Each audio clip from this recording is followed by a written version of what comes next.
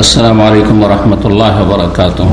إن الحمد لله نحمده ونستعينه ونستغفره ونعوذ بالله من شرور أنفسنا ومن سيئات أعمالنا. من يهده الله فلا مضل له ومن يضلل فلا هادي له وأشهد أن لا إله إلا الله وحده لا شريك له وأشهد أن محمدا عبده ورسوله صلى الله تعالى عليه وعلى آله وصحبه وسلم تسليما كثيرا. أما بعد فقد قال الإمام البخاري رحمه الله تعالى باب الاستنجاء بالماء. قال حدثنا أبو الوليد هشام بن عبد الملك قال حدثنا شعبة عن أبي معاذ واسمه عطاء بن أبي ميمونة قال سمعت أنس بن مالك يقول كان النبي صلى الله عليه وسلم إذا خرج لحاجته أجيء أنا وغلام معنا إداوة من ماء মানা ইদাওয়াতুম মিম্মা ইয়ানি ইস্তানজি বিহ।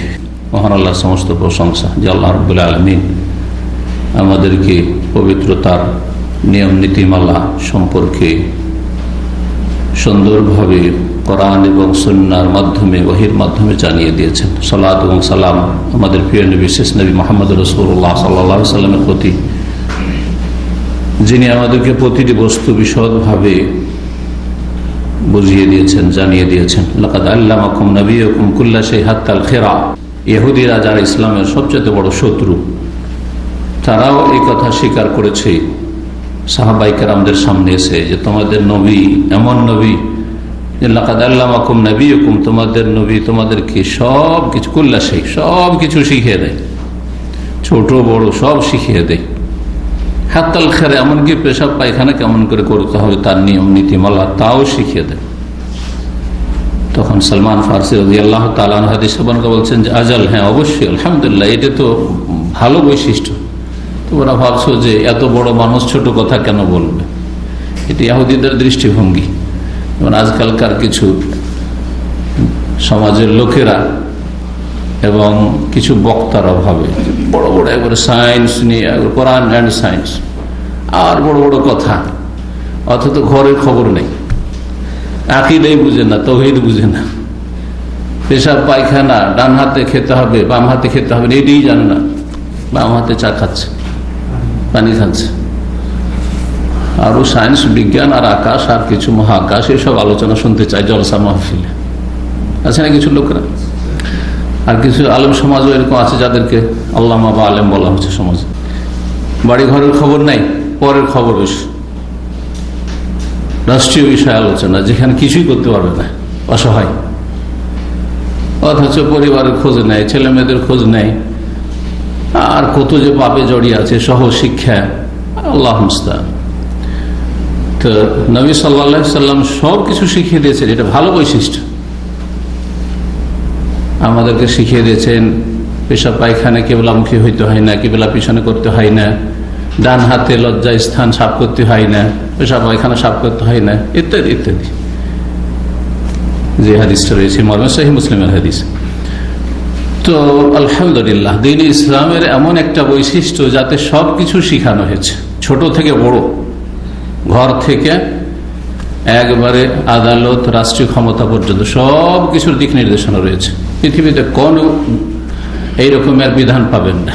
মানুষের তৈরি করা বিধান হলে তাতে অর্থনৈতিক সমস্যার সমাধান বলা হইলেও সেটা মানুষের কপোল কল্পিত, অকেজ, সীমিত, অন্য ক্ষেত্রে কিছু নেই। রাষ্ট্রীয় বিষয় যদি রাষ্ট্রীয় বিজ্ঞান পড়ছে, সেখানে আদব আখলাক শেখানো হয়নি। যদি অন্যান্য ধর্মগুলি নেন তো সেখানে সামান্য কিছু বিষয় শেখানো হয়েছে, খুঁটিনাটি কি করতে হবে কিছু শেখানো হয়। আপনি পাবেন খুঁজে হিন্দুদের বেদ পুরাণে বিয়ে শাদী তালাক ইত্যাদি, আর ধন সম্পদের ভাগ বন্টন এই সেই কি করতে হবে পাবেন খুঁজে, কোথাও খুঁজে পাবেন না, আপনি কোথাও খুঁজে পাবেন না এত বিশদ বিবরণ। তো ইসলামের বড় একটি সুন্দর বৈশিষ্ট্য, কারণ এটি হচ্ছে আল্লাহ প্রদত্ত, আল্লাহর দ্বীন, ইসলাম। জি, তো আমাদের ধারাবাহিক আলোচনা সহিহুল বুখারী থেকে কিতাবুল উযু, উযুর পর্ব বা উযুর অধ্যায়। আজকে অধ্যায় নম্বর 15 আর হাদিস নম্বর 150 দিয়ে শুরু করছি। তারিখ 3 জামাদুল উলা 1442 হিজরি মোতাবেক আজ হচ্ছে ইংরেজি 18 ডিসেম্বর 2020। বাব বলছেন ইমাম বুখারী রাহিমাহুল্লাহ, বাবুল ইস্তিনজা বিল মা। এই অধ্যায় হচ্ছে শৌচ কার্য সম্পন্ন করা বা পেশাব পায়খানা পরিষ্কার করা, সাফ করা বিল মা, পানির দ্বারা। এটা সবচাইতে উত্তম এবং এটি হচ্ছে সর্বপ্রথম। পানি যদি না থাকে অথবা পানির স্বল্পতা থাকে অথবা পানি ব্যবহারে অপারগ হয়, খাবার পানি আছে কিন্তু অতিরিক্ত পানি নেই, এই পানি যদি পেশাব পায়খানা ব্যবহার করি তাহলে মরুভূমিতে সফর চলছে, পিপাসিত হয়ে যেতে পারি। অন্য লোনা পানি আছে কিন্তু মিষ্টি পানি নেই ইত্যাদি। অথবা যে কোনো অবস্থায় পানি ব্যবহার করতে পারছেন না বা একেবারে নেই, তখন পানির বিকল্প হচ্ছে কি মাটি, তায়াম্মুমের ক্ষেত্রে আর পেশাব পায়খানা পরিষ্কার করার ক্ষেত্রে। এটা আমি বারবার এই জন্য বলি যে আমাদের সমাজে একটি কুসংস্কার আছে এবং একটা কাজকে বড় সওয়াবের কাজ মনে করে, সেটা হচ্ছে যে পানির সাথে ঢেলা কুলুক নিতেই হবে। যদি ঢেলার ব্যবস্থা না থাকে তাহলে টিস্যু নিতেই হবে। এই যে ধারণাগুলি আছে এগুলি নিরসনের জন্য, এগুলো ভুল। আসলে পানি আছে যথেষ্ট এবং সবচেয়ে ভালো। পানি থাকতে ঢেলার পাথরের কোনো দরকার নেই, টিস্যু দরকার নেই। আর পানি যদি না থাকে অথবা পানি ব্যবহার করতে সক্ষম না হয় তখন পানির বিকল্প কি সাইদন তাইয়্যিবা, মাটি। তো পানির দ্বারা ইস্তিনজা করা, ইস্তিনজা মানে হচ্ছে পেশাব পায়খানা পরিষ্কার করা, সাফ করা, পবিত্রতা অর্জন করা পেশাব পায়খানা থেকে। সাহাবী আনাস বিন মালিক রাদিয়াল্লাহু তাআলা আনহু থেকে বর্ণিত, তিনি বলছেন কানা নবী সাল্লাল্লাহু আলাইহি ওয়া খারাজ আলি হাজাতিহি, নবী সাল্লাল্লাহু আলাইহি ওয়াসাল্লাম যখন নিজের প্রাকৃতিক প্রয়োজনে বের হতেন। প্রাকৃতিক প্রয়োজন মানে গত সপ্তাহে বলেছি, মানে যেটা মানুষকে প্রাকৃতিকভাবে করতেই হবে, হ্যাঁ, সৎ অসৎ সবাইকে করা লাগবে, পেশাব পায়খানা এগুলো হচ্ছে প্রাকৃতিক প্রয়োজন। আল্লাহর ওলি হইলেও করতে হবে, নবী রসুলকেও করতে হয়েছে, আর এটা পাপিষ্ট কাফেরকে বেদিনকেও করতে হবে, ঠিক না? ইনসানি হাজাত, মানুষের সাথে মানুষের প্রয়োজন, পানাহার সবাইকে করতে হবে। জিকির খেয়ে 12 বছর বাঁচা এটা মানুষের কাজ নাই, এগুলো ভণ্ডামি, কথা বোঝা যায় না? এগুলো গুমরাহি, এগুলি হচ্ছে জাল পাতানো পীরদের মুরিদ স্বীকার করার জন্য। যে আমাদের ওলি বুজুর্গরা 12 বছর জিকির খেয়ে বেঁচেছে, আমাদের খাওয়া দাওয়া লাগে, কিন্তু নবী রসুলগণ এভাবে বাঁচেন। নবী রসুলগণের এই আদর্শ নয়, কথা বোঝা গেছে না? জি, এগুলি হয় মিথ্যা, আর না হইলে জিনদের খেলা। শয়তান এদেরকে নিয়ে খেলা করেছে, যারা বিভ্রান্ত হয়ে যায় ইসলাম থেকে ওদেরকে নিয়ে জিন খেলতামাশা করে, ওদেরকে খেলনা বানিয়ে না। খেলনা নিয়ে বাচ্চাদের দেখেছেন খেলাধুলা, তো এইরকম লোকগুলোকে নিয়ে জিন শয়তান, ইবলিশ শয়তান এবং তার চালারা খেলা করে, চোখের আড়ে খাওয়াই দেয়। আমরা যে কিছুই খাই না, দেখেন কোথায় দেখতে পাচ্ছেন? 24 ঘন্টা থাকছেন, কোন সময় খেতে দেখছেন? দেখতে পান না, হতে পারে সেটা। তো যখন প্রাকৃতিক প্রয়োজনে বের হতেন, মানে পেশাব পায়খানা প্রয়োজনের জন্য, তা নবী রসুলগণের পেশাব পায়খানার প্রয়োজন হতো এবং পেশাব পায়খানা তারা করতেন। তারপর বিদাতি সমাজে আরো ভ্রান্ত ধারণা আছে, নবী সাল্লাল্লাহু আলাইহি ওয়াসাল্লামের পেশাব পায়খানা কখনো দেখা যেত না, শুনেছেন? এরা যখন নবীর জীবনী বয়ান করে আর মিলাদুন নবী করে, তখন এগুলো কিচ্ছা কাহিনী বয়ান করে।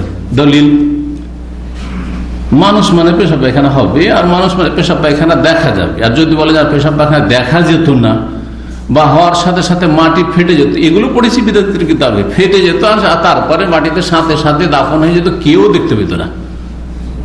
আল্লাহু আকবার, এইসব কথা বিদাতি কিতাব পড়ে যাইছি, না হলে জানতামই না। দলিল লাগবে না? যখনই বলবেন ব্যতিক্রম, দলিল লাগবে না? অবশ্যই দলিল প্রমাণ লাগবে। যখন নবী সাল্লাল্লাহু আলাইহি ওয়াসাল্লাম পেশাব পায়খানা পূরণের জন্য যেতেন, আজি ও আনা ওয়া গোলামুন, যা থেকে যা ইয়াজিও আজিও, জি হ্যাঁ, আপনারা কিন্তু এটাকে আজি বলেন, আসছি, তাই না?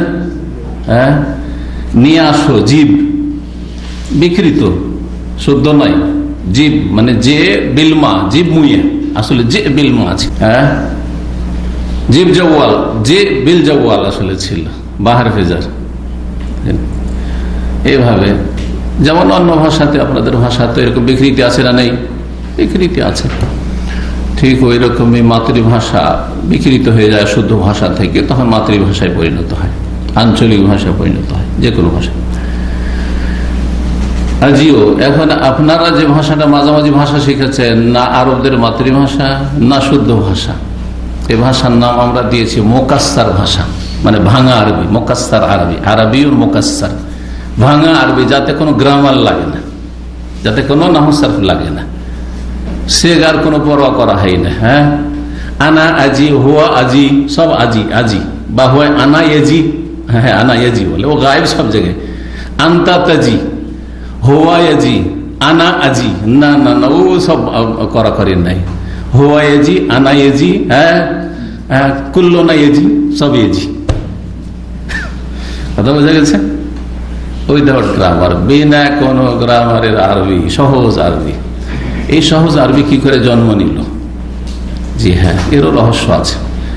যখন নতুন নতুন প্রবাসী অনারবরা আরব দেশে কাজ করতে আসলো, তখন আরবরা আমেলকে, এই প্রবাসীকে নিজের হাউস ড্রাইভার অথবা অধীনস্থ ব্যক্তি তাড়াতাড়ি বুঝাইতে চায়, ইয়ালা সোরা সোরা, তাড়াতাড়ি বুঝতে হবে আমার কথা, লাজম ইফাম কালাম, জলদি বুঝতে হবে। আর এই বেচারা তো এক অক্ষর আরবি পড়েনি, জলদি বুঝবে কি করে? যদি মাতৃভাষা বলছে আরবি, তাহলে কিছু বুঝছেন না। শুদ্ধ ভাষা ওরাও অনেকে বলতে পারে না, আর বললেও বুঝবেন না। তখন ওরা আরবিকে দিল ভেঙে, যে গ্রামার থাকবে না, কিচ্ছু থাকবে না, দিল ভেঙে।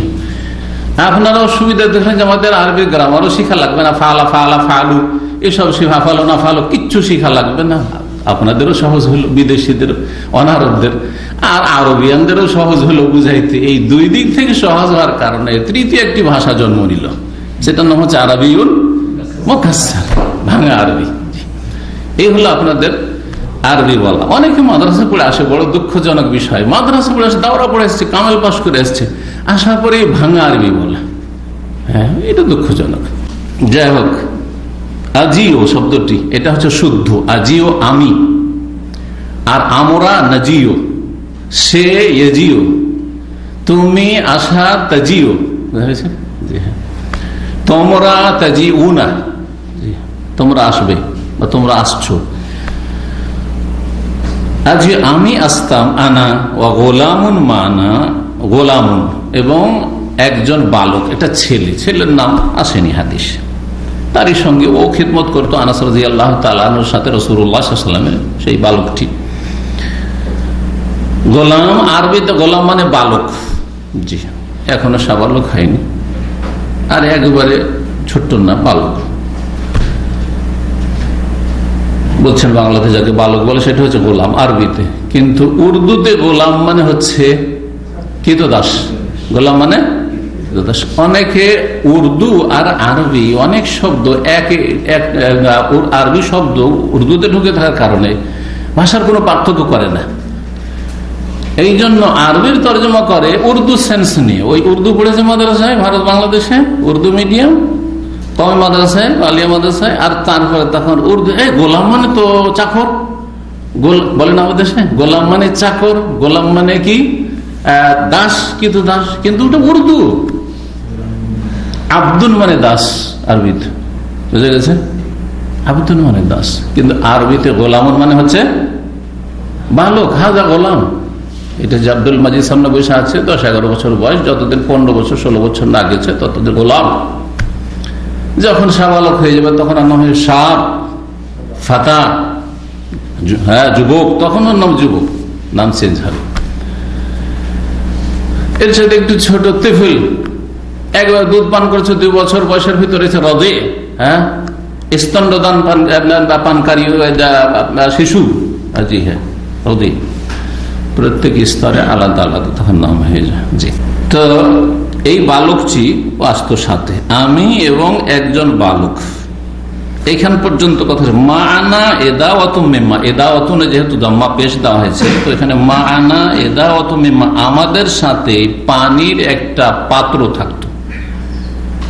আমরা পানির একটা পাত্র নিয়ে আসতাম, আমি আসতাম আর একটা বালক পানির পাত্র নিয়ে, কার জন্য? রাসূলুল্লাহ সাল্লাল্লাহু আলাইহি ওয়াসাল্লামের জন্য। তাহলে এখানে আজিও আনা ওয়া গোলামুন, এখানে থামতে হবে। তারপরে মানা এদাওয়াতুম, তাহলে এদাওয়াতুন হবে। আর যদি আজিওর মাফুল করি এদাওয়াকে, তাহলে হবে আজিও আনা ওয়া গোলাম মানা আজিও এদাওয়াতান। তো এইটা মানে খুব সূক্ষ্ম হচ্ছে না, কারণ আজিও সরাসরি এদাওয়াতান হয় না, বা লাগে, বা দিয়ে মোতাদ্দি হয়, নিয়ে আসতাম যদি হইতো। সুতরাং এখানে এদাওয়াতুন পড়াটাই বেশি সহি বা সহি। মানা এদাওয়াতুমি, আমাদের সাথে থাকতো একটি পানির পাত্র, এদা অবর্ত, চোরডা ঘটি যাই হোক, বদনা যাই হোক না কেন। কি জন্য এই পানি নিয়ে আসতো এই দুজন? ইয়াস্তানজি বিহি, ইয়ানি অর্থাৎ, ইয়ানি মানে অর্থাৎ, ইয়াস্তানজি বিহি, রাসূলুল্লাহ তা দিয়ে ইস্তিনজা করতেন, মানে শৌচ কার্য সম্পূর্ণ করতেন, পেশাব পায়খানা পরিষ্কার করতেন। তাহলে বোঝা গেল যে কেউ চলে গেল বাথরুমে, আর তারপরে বাথরুমের মধ্যে পানি থাকতো না এক সময়, বা অনেক জায়গাতে পানি পাবেন। আপনি ইউরোপে যান, আপনি এত ফাঁকা ফাঁকা, এমন গিয়ে 5 স্টার হোটেলে পানি পাবেন না, পানি নেই, তাহলে পানি নিয়ে যেতে হবে। আমি যখন ম্যানচেস্টার থেকে লন্ডন সফর করলাম, রাস্তাতে ভাইরা বললো যে রাস্তাতে পানি পাওয়া যাবে না, কি করতে হবে? আর একবার মাঝখানেতে একবার স্টপ দিতে হবে, থামতে হবে। 150-200 মাইল যাওয়ার পরে থামলাম বা কিলোমিটার একটা পেট্রোল পাম্পে, আর তারপরে সেখানে গিয়ে প্রথম পানি কিনলো, আর পানির বোতল কেনার পরে তারপর তখন পানির বোতল নিয়ে টয়লেটে প্রবেশ।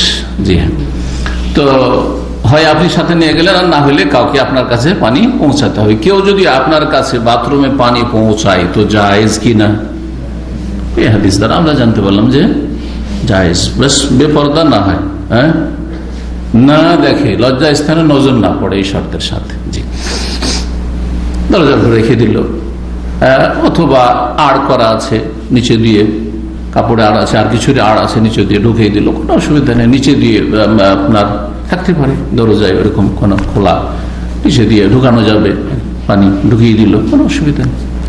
অথবা খোলা মাঠে আছে আর পর্দার আড়ালে আছে, পর্দা করা আছে, আড়ে আছে, পানিটা নিজে কাছাকাছি রেখে দিল, যাতে পানির জন্য প্রয়োজন হলে পানি হাতের নাগালে পেয়ে যান। ইয়াস্তানজি বিহি, রাসূলুল্লাহ তা দিয়ে ইস্তেঞ্জা করতেন। তাহলে এখানে পানির কথা আসলো, অধ্যায় কি বলা হয়েছে? বাবুল ইস্তেঞ্জা বিল মা, পানি দিয়ে কি করা? পেশাব পায়খানা পরিষ্কার করা। হাদিসে কি আসলো যে রাসূলুল্লাহ সাল্লাল্লাহু আলাইহি ওয়াসাল্লাম আগে ঢিলা কুলুক নিলেন আর তারপরে পানি ব্যবহার করে? আছে। তাহলে কেন ওই বাড়াবাড়ি কেন? এগুলো হচ্ছে দিনে গুলু, বাড়াবাড়ি। ইয়া আহলাল কিতাবি লা তাগলু ফি দীনিকুম, হে আহলে কিতাব, দিনের ক্ষেত্রে চরম পন্থা অবলম্বন করিও না, বাড়াবাড়ি করিও না। যেমন বাড়াবাড়ি বর্জনীয়, হ্যাঁ, বাড়াবাড়ি হারাম, তেমনি ছাড়াছাড়ি হারাম। যেটা আছে ওইটা কমানো যাবে না, বাড়ানো যাবে না, বুঝছেন না? এর নাম হচ্ছে ইসলাম। যেইভাবে এসেছে ওইভাবে আপনি পালন করবেন। 16 নম্বর অধ্যায় বলছেন বাবু মান হমেলা মাহুল মালে তহুরিহি। এই অধ্যায় হচ্ছে এমন কোন ব্যক্তি সম্পর্কে, ধরেন এমন কোন ব্যক্তি হমেলা মাহুল মা, যার সাথে পানি বহন করা হয় লে তহুরিহি, তার উজুর জন্য। একজন কেউ বড় মানুষ আছেন, উনি নিজের হাতে পানি বহন করবেন না, আপনার আব্বা আছেন, আপনার আম্মা আছেন, আপনার বড় ভাই আছেন, আপনার উস্তাদ আছেন, যে কেউ হোক, বড় ব্যক্তি, নেতা আছেন, যেখানে হইতে পারে, যে কোনো জায়গায়, শ্বশুর আছেন, বা কারোর জন্য, জুনিয়রের জন্য অনেক সময় হতে পারে, ছোট ছেলে, ইয়ে বুঝবেন না, ওর জন্য আমি পানি নিয়ে যাচ্ছি, জায়েজ নয়। যদি কারোর জন্য পানি বহন করা হয়, কিসের জন্য? লে তহুরিহি, তার পবিত্রতার জন্য, উজু করবে, একটু পরে উজুর প্রয়োজন হবে, পানি বহন করছে আর একজন, জায়েজ কিনা? জায়েজ। বলছেন ওয়াকাল আবু দারদা, প্রখ্যাত সাহাবী আবু দারদা রাদিয়াল্লাহু তাআলা আনহু বলেন, আলাইসা ফীকুম সাহিবুন আলাইনি ওয়াত তাহুরি ওয়াল ইসাদে। আবু দারদা রাদিয়াল্লাহু তাআলা যখন কুফা গিয়েছিলেন, ইরাকে, তখন সেখানে গিয়ে যখন লোকেরা মাসলা মাসাইল জিজ্ঞেস করত, তখন বলতেন যে আমাকে কেন জিজ্ঞেস করবে? অথবা মদিনায় যদি থাকেন, কোন কুফাবাসী এসে জিজ্ঞেস করলো কোনো কথা, বললে যে তোমাদের মাঝে তো অমুক ব্যক্তি আছেন, হ্যাঁ, তোমার আমাকে জিজ্ঞেস করার প্রয়োজনই নেই। জি, আগের সালাফগণের আদর্শ ছিল যে বড় আলেম থাকতে ছোটরা মুখ খুলতো না, ফতোয়াবাজি করতো না। আর এখন যে যত ফতোয়া দিতে পারে, যে যত বেশি সোশ্যাল মিডিয়াতে হাইলাইট হতে পারে, যে যত বেশি বাহাদুরি দেখাইতে পারে ফতোয়াতে, বুঝছেন না, চেঞ্জ হয়ে গেছে। কারণ আল্লাহর ভয় কমে গেছে। ফতোয়া দিতে গিয়ে সালাফরা কাঁপতেন, আইম্মা কেন কাঁপতেন যে কি জানি ফতোয়া দেবো আমি, আর ভুল যদি করে দিই তো জাহান্নামে যাবো আমি, ও তো বেঁচে যাবে। বলছে আল্লাহ আমাকে তো অমুক আলেম ফতোয়া দিয়েছে। এই জন্য সন্দেহ লাগছে না, খবরদার ফতোয়া দেবেন না। সম্যক জ্ঞানে দলিল জানা নেই, বিনা দলিলে ফতোয়া দেবেন। ইমাম আবু হানিফা রাহিমাহুল্লাহ, লা ইয়াহিল্লু লিআহাদিন, কারোর জন্য হালাল নয় মানে কি? হালাল নয় মানে কি? হারাম, সোজা ভাষা। দুই নেগেটিভ মিলে পজিটিভ হয়, জানেন এটা? হ্যাঁ, তোমার সেখানে যাওয়াতে কোনো নিষেধ নেই। নিষেধ একটা নেগেটিভ, আর একটা হচ্ছে নেই নেগেটিভ। দুই নেগেটিভ দেখি হয়ে গেল। কেউ বলছে আমার কি ইসলামিক সেন্টারে দার্সে আসতে কোনো বাধা নিষেধ আছে? তোমার ইসলামিক সেন্টারে আসতে বাধা নিষেধ নেই মানে কি? হ্যাঁ, আসতে পারো। দেখেন, নিষেধ নেই, এই দুটো কথা না বললে একটা কথা হয়ে গেল, আসতে পারো। সমান অঙ্কের, এতে সমান। নিষেধ নেই সমান বৈধ, জায়েজ। তিনি বলছেন কারোর জন্য হালাল নয় মানে হারাম। কালামি, যে আমার কথা কালা আবু হানিফা বলেছেন, এই কথা দিয়ে ফতোয়া দিয়ে দিবে। ফতোয়া কাজীখানে আছে, ফতোয়া আলমগীরিতে আছে, ফতোয়া স্বামীতে আছে, আর হেদায়েত আছে, ফতোয়া দিয়ে দিবে। অথচ এগুলো হাদিসের কিতাব নয়, আর আয়াত নয়, এগুলো মানুষের কথা, ফুকাহাদের কথা, আইম্মাদের কথা। সবচেয়ে বড় ইমামি যদি আবু হানিফাকে ধরেন, তারপরে তিনি বলছেন আমার বেকালামে, আমার কথার ভিত্তিতে ফতোয়া দেওয়া হারাম। মালাম ইয়ারিফ, যতক্ষণ পর্যন্ত না জানবে, মিনাইনা কুলনা, কোত্থেকে বললাম, মানে কোন আয়াত হাদিসের ভিত্তিতে বললাম। মালাম ইয়ারিফ দলিল, যতক্ষণ পর্যন্ত আমার দলিলটা না জানবে, যে আবু হানিফা রাহিমাহুল্লাহ কোন দলিলের ভিত্তিতে বলেছেন, কোন আয়াত। আর দলিল হচ্ছে ইম্মা আয়াতুন আও হাদিসুন সুন্নাহ, একটি আয়াত কমপক্ষে, আর না হলে একটি সহিহ হাদিস, বিশুদ্ধ সূত্রে প্রমাণ। কিন্তু আল্লাহ মুস্তান, আজকাল সোশ্যাল মিডিয়ার যুগে সাধারণ মানুষও ফতোয়া দেওয়া শুরু করছে।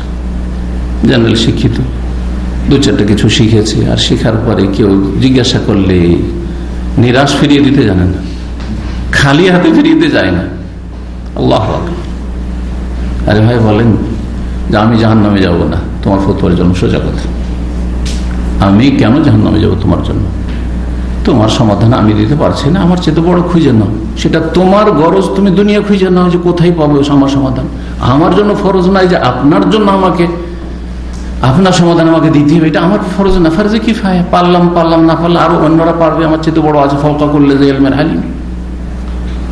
ফতোয়ার ভয়াবহতা আমি আজকে প্রায় 4-5 বছর আগে একটা আলোচনা করেছিলাম, এবং তাতে আইম্মা কেরামদের উক্তি নকল করেছি। ইমাম আবু হানিফা থেকে শুরু করে শাফি, মালিক, আহমদ, তারা কত ভয় পেতেন ফতোয়া দিতে সালাফরা।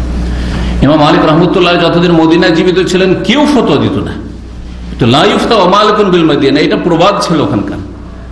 লা ইফতা ওয়া মালিকুন বিল মাদিনা, ইমাম মালিক যতদিন মদিনাতে আছে ততদিন এখানে ফতোয়া দেওয়ার কারো অধিকার রাখে না, কেউ অধিকার রাখে না। যেই সে ফতোয়া দেয়, যেই সে ফতোয়া দেয়। আল্লাহকে ভয় করেন। আল্লাহর ভয় কমে গেছে, তখন মুফতির সংখ্যা বেড়ে গেছে। তো আবু দারদা এত বড় সাহাবী এবং অত্যন্ত পরেজগার সাহাবী ছিলেন। সুবহানাল্লাহ, অত্যন্ত পরেজগার সাহাবী ছিলেন। এত বেশি নফল ইবাদতবন্দি করতে সারা রাত জেগে। নবী সাল্লাল্লাহু আলাইহি ওয়াসাল্লাম মানা করছেন, নিষেধ করছেন, আরে তোমার স্ত্রীর হক আছে, তোমার দেহের হক আছে, ডেলি রোজা রাখবেন উনি। বুঝছেন না? তাহলে যদি তোমাকে খুব বেশি রাখতে হয়, বাড়াইতে বলি, একদিন রোজা রাখো, আর একদিন বিরতি দাও, সিয়ামে দাউদ আলাইহিস। এর চাইতে লা সামা মান সামাল আবাদ, যে সারা জীবন রোজা, প্রতিদিন রোজা রাখে, সে রোজা রাখলোই না, সিয়াম পালন করলো না, মানে সিয়ামের নাকি পাবেই না। ডেলি সিয়াম পালন করলে গুনার কাজ করবে।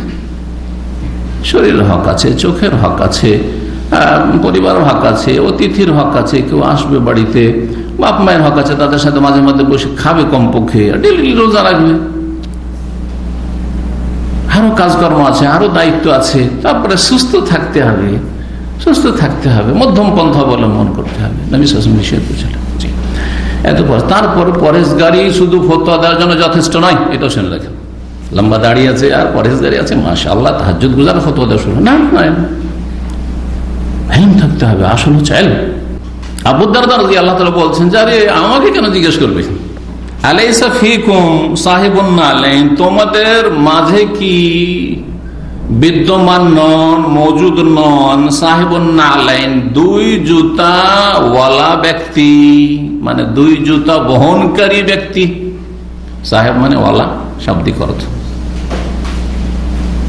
দুই স্যান্ডেল, দুই জুতা যে নবী সাল্লাল্লাহু আলাইহি ওয়াসাল্লামের বহন করতেন, তিনি তো তোমাদের মাঝেই মরেছেন, অর্থাৎ কুফাতে চলে গেছেন। আব্দুল্লাহ মাসউদ রাদিয়াল্লাহু তাআলা আনহু, তো কুফাতে তো আব্দুল্লাহ মাসউদ রাদিয়াল্লাহু তাআলা আছেন, উনি নবী সাল্লাল্লাহু আলাইহি ওয়াসাল্লামের দুই স্যান্ডেল জুতা বহন করতেন, উনি তো মওজুদ, উনি থাকতে আমাদেরকে জিজ্ঞেস করবেন, তোমাদের কাছে আছেন। ওয়াত তাহুর, এবং পবিত্রতার মাধ্যম, অর্থাৎ পানি। প্রথম পবিত্রতার মাধ্যম কি? তাহুর মানে হচ্ছে মা ইউতাতাহহারু বিহি, যার দ্বারা পবিত্র অর্জন করা যায়। সে উজুর পানি বহনকারী নেই তোমাদের মাঝে, তাহলে আব্দুল্লাহ মাসউদ কি করতেন? মাঝে মাঝে উজুর পানি বহন করে নিয়ে যেতেন। ওয়াল বিসাদ, এবং বালিশ বহনকারী নেই। ইসাদ বালিশ বহনকারী, রাসূলুল্লাহ সাল্লাল্লাহু আলাইহি ওয়াসাল্লাম বালিশ বহন করতেন। সফরে যাচ্ছেন, কোথাও যাচ্ছেন, বালিশ সাথে রেখেছেন, কখন বিশ্রাম করার দরকার হবে বালিশটা রেখে দিবেন। নবী সাল্লাল্লাহু জীবদ্দশায় করতেন। আরেকটা ব্যাখ্যা করেছে কি, আল্লাহু আলাম, সিরাতে বিস্তারিত দেখতে হবে যে এই ব্যাখ্যাটি শক্তিশালী কিনা। সেটা হচ্ছে যে রাসূলুল্লাহ সাল্লাল্লাহু আলাইহি ওয়াসাল্লামের তিরোধানের পরে, অর্থাৎ ইন্তেকালের পরে নবী সাল্লাল্লাহু আলাইহি ওয়াসাল্লামের স্যান্ডেলগুলি এবং নবী সাল্লাল্লাহু আলাইহি ওয়াসাল্লামের উজুর পাত্র আর নবী সাল্লাল্লাহু আলাইহি ওয়াসাল্লামের বালিশ তার কাছে সংরক্ষিত ছিল, তার কাছে সংরক্ষিত ছিল। হতে পারে কারণ আব্দুল্লাহ মাসউদ রাদিয়াল্লাহু তাআলা খুব প্রথম যুগে, প্রথম যে কয়েকজন ইসলাম গ্রহণ করেছেন তার একজন ছিলেন, এবং নবী সাল্লাল্লাহু আলাইহি ওয়াসাল্লামের বাড়িতে তার খুব একটা ঘনিষ্ঠ সম্পর্ক ছিল, খুব যাতায়াত ছিল। অনেকে বাইরে থেকে আসলে মনে করতো যে আব্দুল্লাহ বিন মাসউদ নবী সাল্লাল্লাহু আলাইহি ওয়াসাল্লামের পরিবারের কোনো সদস্য নাকি, এত বেশি যাতায়াত ছিল। তো হতে পারে যে ওই সূত্রে তিনি কিছু পেয়ে গেছেন, এইরকম কিছু সংরক্ষণের জন্য পেয়ে গেছেন নবী সাল্লাল্লাহু আলাইহি ওয়াসাল্লাম, এটা হতে পারে। কিন্তু সাধারণত এই জিনিসগুলি বাড়িতে থাকে এবং পরিবারের কাছে থাকে, বিবিরা আছেন তাদের কাছে, বা মেয়ে আছেন, মেয়ের ছেলেরা নাতি হাসান হোসেন আছেন তাদের কাছে থাকার সম্ভাবনা বেশি। আল্লাহ তাআলা 151 নম্বর হাদিস বলছেন, আনাস রাদিয়াল্লাহু তাআলা থেকে বর্ণিত এই হাদিসে তিনি বলছেন, কানা রাসূলুল্লাহ সাল্লাল্লাহু আলাইহি ওয়াসাল্লাম ইযা খারাজা লিহাজাতি, যখন তিনি তার শৌচকার্য পূরণের জন্য বের হতেন, তাবেতুহু আনা ওয়া গুলামুন, আমি এবং একজন বালক তার অনুসরণ করতাম, মানে তার পিছনে পিছনে যেতাম। তাবেয়াত বাল মানা মিন গোলামুন মিন্না, আমাদেরই একজন বালক, মানে আমাদের বংশের অথবা আমাদের কাছাকাছি আমাদের প্রতিবেশী। মানা এদাও তুমি, আমাদের সাথে একটি পানির পাত্র থাকতো, পানি নিয়ে যেত। ওই আগের হাদিসটি, এখান থেকে কি বোঝা গেল যে পানি বহন করা হাদিস ওইটাই, কিন্তু এক হাদিস থেকে অনেকগুলি মাসাইল ইস্তেমবাদ করা যেতে পারে। এই জন্য অনেক সময় একটি হাদিস বারবার করে নিয়ে আসেন আইম্মা ইকরামগণ, একটি হাদিসে বিভিন্ন মাসাইল রয়েছে যে ইস্তেমবাদ করার উদ্দেশ্যে, বোঝানোর উদ্দেশ্যে। 17 নম্বর অধ্যায়ে বাবু হামলিল আনাজাতে মাআল মা'i ফিল ইস্তিনজা, এই অধ্যায় হচ্ছে পানির সাথে লাঠি বহন করা সম্পর্কে। ফিল ইস্তিনজা, ইস্তিনজা করার জন্য, পেশাব পায়খানা পরিষ্কার পরিচ্ছন্নতার জন্য বা শৌচকার্য পূরণের জন্য পানির সাথে সাথে লাঠি বহন করে যদি নিয়ে যায়, আপনি একটা লোটা ঘটিতে পানিও নিয়েছেন, একটা লাঠিও নিয়েছেন, তো এটা কেমন বুঝছেন? এটাও করতেন রাসূলুল্লাহ সাল্লাল্লাহু আলাইহি ওয়াসাল্লাম। প্রয়োজন যদি বোধ করেন তো এটা ভালো। লাঠিতে বহুবিধ উপকারিতা রয়েছে, বহুমুখী উপকারিতা রয়েছে, এটা প্রাচীন যুগ থেকে। মুসা আলাইহিস সালামের ঘটনা পড়েন সূরা তাহাতে, আল্লাহ বলছেন ওমা তিলকা বিয়ামিনিকা ইয়া মুসা, হে মুসা তোমার ডান হাতে কি? কালা হে আসা, এটা আমার লাঠি। তো আল্লাহ তো শুধু জিজ্ঞাসা করেছিলেন যে তোমার ডান হাতে কি, তো বললি তো যথেষ্ট, উত্তর হয়ে গেল না?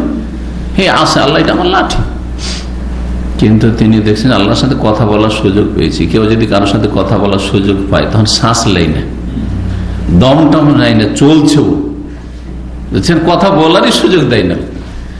কথা বলতে সুযোগ পেলে আমি অনেক টেলিফোনে দেখেছি, কেউ একবার প্রথম কথা বলার সুযোগ পেয়েছে, আমি ভাবছি 5 মিনিট, ম্যাক্সিমাম 5 মিনিট হইলে তখন বিরক্তি লাগে, কিন্তু গুরুত্বপূর্ণ বিষয়, বেচারা খুব বালা মুসিবত আছে, ছাড়তেও পারছে, কিছু বলতেও পারছি না, তার সমস্যার কথা শেষ হচ্ছে না, এক শ্বাসে বলেই যাচ্ছে, মানে যে স্টপ করবে, ও স্টপ করলে কিন্তু আমি বলি, আমার তরিকা হলো আচ্ছা ইনশাল্লাহ বা আচ্ছা ঠিক আছে, তার মানে ওকে একটা সিগন্যাল দেওয়া যে পরে কথা বলবে, যথেষ্ট। কিন্তু শ্বাস টাস নেই না, এই করতে করতে মাঝে মাঝে দেয় বাড়িয়ে, বেচারার দুঃখ না শুনলেও হয় না, সমস্যা না শুনলেও হয় না। অনেক সময় অনেক লোকে যে কি বালা মুসিবত কষ্ট থাকে, আল্লাহ যেন আমাদের সকলের হেফাজত করে, ভালো মানুষদের বিশেষ করে আল্লাহ হেফাজত করে। তো আল্লাহর সাথে কথা বলতে পেরেছে, সুবহানাল্লাহ, কি আল্লাহর সাথে সরাসরি কথা বলতে পায়। মুসা কালিমুল্লাহ আর মুহাম্মদ রাসূলুল্লাহ সরাসরি কথা বলেছেন। রাসূলুল্লাহ মুসা আলাইহিস সালাম যদি তুর পাহাড়ে কথা বলে থাকেন, মুসাকে অনেকে কালিমুল্লাহ জানে, কিন্তু রাসূলুল্লাহ সাল্লাল্লাহু আলাইহি ওয়াসাল্লাম যে আল্লাহর সাথে কথা বলেছেন এটা কিন্তু অনেকেই খেয়াল করে না। মুসা আলাইহিস সালাম জমিনে কথা বলেছেন আল্লাহর সাথে, হ্যাঁ, তুর পাহাড়ে, আর রাসূলুল্লাহ সাল্লাল্লাহু আলাইহি ওয়াসাল্লাম কথা বলেছেন সাত আকাশের উপরে মেরাজে। জি, এই সম্মান, এই মর্যাদা রাসূলুল্লাহ সাল্লাল্লাহু আলাইহি ওয়াসাল্লামের কোরআন সুন্নাহ অনুসারী সালাফিরা আহলে হাদিসরা জানে, কিন্তু বাড়াবাড়ি করে শিরক কুফরিতে লিপ্ত হয় না, আর নাস্তিক বেদিনদের মতো ছাড়াছাড়িও নেই। বোঝা গেছে? বা বিদআতপন্থী এক শ্রেণীর লোকেরা রয়েছে, নবী সাল্লাল্লাহু আলাইহি ওয়াসাল্লাম হাদিস বললেন, আরে তোমার হাদিস তোমার কাছে রাখো, কত বড় বেয়াদবি। খুব নবী মহব্বত, হ্যাঁ, আশেকে রসুল, আর হাদিসের কথা হাদিসের রসুল বললে কোনো মূল্যায়ন করেন না, এটা আবার ইহতেরাম হইল নাকি সম্মান হইল? রাসূলুল্লাহ সাল্লাল্লাহু আলাইহি ওয়াসাল্লামের জন্য লাঠি পিছনে পিছনে বহন করে নিয়ে যেতেন এই আনাস রাদিয়াল্লাহু তাআলা, রাসূলুল্লাহ 10 বছরের খাদেম, এবং তার সাথে আর একটা বালকও থাকতো মাঝে মধ্যে। মুসা আলাইহিস সালাম কি বলেছিলেন? আতাওয়াক্কাউ আলাইহা, লাঠিতে একটা কাজ, একটা ফায়দা, যে ভর দেওয়ার, ক্লান্ত হয়ে গেছি, হ্যাঁ, তো ভর দিই। ওয়াহুশু বিহা আলা গানামি, আমি বকরি চড়াই, তো বকরিকে, হ্যাঁ, পাতা পেড়ে দিই, লাঠি দিয়ে গাছের পাতায় মারলে, বাড়ি মারলে তখন পাতাগুলো পড়বে, পাতা ঝরে পড়বে, পাতা ঝাড়াই, হ্যাঁ হ্যাঁ, ওয়াহুশু বিহা আলা গানামি ওয়ালিয়া ফিহা মাআরিব, এতে মেলা আরো কাজ আছে। লাঠি যদি শৌচ কার্য পুরা করার, পেশাব পায়খানার সময় কেউ নিয়ে যায়, তো এতে কি ফায়দা হইতে পারে দেখি, আপনারা বলেন দেখি। 1 নম্বর, একজন করে।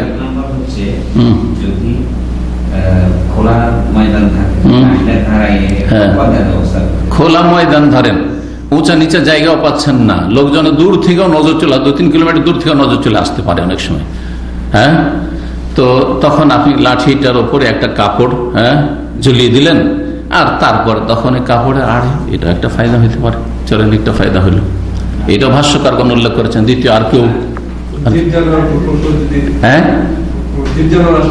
হ্যাঁ, যদি কোন হিংস্র পশু অথবা সাপ বিচ্ছু, হঠাৎ করে সাপ বিচ্ছুর দেশ, যদি আরব দেশে এখন আলহামদুলিল্লাহ সাপ টাপ তেমন মরুভূমি দিয়ে থাকে, বিচ্ছু এই দেশে বিচ্ছুটা মশহুর, ওই যুগ থেকে বিচ্ছু ছিল, আকরাব। আমাদের দেশে সাপ বেশি, বিচ্ছুর ভয়টা কম, কিন্তু সাপ বেশি, বিশেষ করে গ্রীষ্মকালে, গরমের দিনে। শীতকালে সাপ লুকিয়ে যায়, এখন আলহামদুলিল্লাহ নিরাপদ, কিন্তু গরমের দিনে আল্লাহ আকবার, আমার দেশের নিচে শোয়া খুব মুশকিল, ঝুঁকিপূর্ণ, বরং বিছানায় সাপ এসে বসে থাকে, মুসাল্লা যায় না, আমাদের তাহাজ্জুদ পড়ছে সাপ এসে বসে আছে, এসা নামাজ পড়ছে সাপ এসে বসে আছে, এরকম বহু ঘটনা হয়েছে, হচ্ছে। আল্লাহ হেফাজত করুন। তাহলে হঠাৎ করে মারতে পারলেন, জি হ্যাঁ, মাঠে ঘাটে যাচ্ছেন, বাইরে যাচ্ছেন, লাঠি দিয়ে হঠাৎ করে আপনি কষ্ট দেয় কোনো জীবজন্তু মেরে দিতে পারলেন, 2টো ফায়দা। তৃতীয় ফায়দা,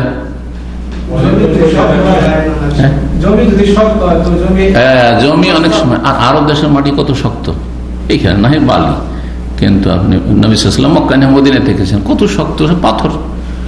তো এইসব এলাকা থেকে মাটি যদি বের করতে হয়, বা এমনকি পাথরও যদি, ছোট পাথরও যদি বের করতে হয়, তাহলে লাঠির আঘাতের প্রয়োজন হবে, তো ওইটা দিয়ে একটা কাজ। তার সাথে আর একটা, পেশাব করার সময় শক্ত মাটিতে যদি পেশাব করেন, তো ছিটে কিন্তু, এটা হচ্ছে প্রতিক্রিয়া, রিয়াকশন।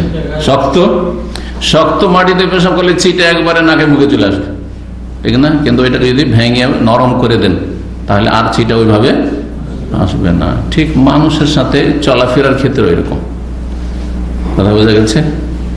আপনি যদি কারোর সাথে শক্ত আচরণ করেন, তাহলে ওর রিয়াকশন আসে, ছিটে আপনার মুখে আসবে, ক্ষতির আশঙ্কা রয়েছে। সেই জন্য মানুষের সাথে নম্র ব্যবহার করেন, সদয় হন, ভালো ব্যবহার করেন, আপনার সাথে ভালো আচরণ করবে। জি, এছাড়াও আরো বহু কাজ। সালাত, উজু করার পরে রাসূলুল্লাহ সাল্লাল্লাহু আলাইহি ওয়াসাল্লাম সালাত পড়তেন, তাহিয়াতুল উজু। তাহলে তখন অথবা সালাতের সময় হয়েছে, সুতরা লাগবে না। মসজিদের বাইরে, মসজিদের না হয় মেহরাবে ইমামতি করছেন, কিন্তু বাইরে সুতরা দিতে হবে। এইরকম মসজিদ এই যে আজকাল খোলা, সালাত শুরু করে দিয়ে যেখানে সেখানে সালাত শুরু, যথাসাধ্য চেষ্টা করবেন একটা পিলার দেখে, অথবা একটা মানুষই বসে আছে, একজন লোক মুসল্লি বসে তার পিছনখানে, যাতে আপনার সামনে দিয়ে কেউ না যেতে পারে। জি, এইভাবে আসলে সালাফদের যুগে, সাহাবায়ে কেরাম, তাবিঈন, তাবা তাবিঈনের যুগে এগুলো ঢালাহারে সুন্নত পড়ার নিয়মটা ছিল না তো মসজিদে, যে সালাম ফেরার পরে আর দোয়া জিকির আজকার সৌদি আরব আর দেশে হলো ওই বিদাতি মোনাজাতের পরে একবার সবাই মসজিদ ফুল সব সুন্নাত পড়ছে। এইরকম তরিকা তো ছিল না আসলে। এই তরিকাটা তো পরবর্তীকালের তরিকা।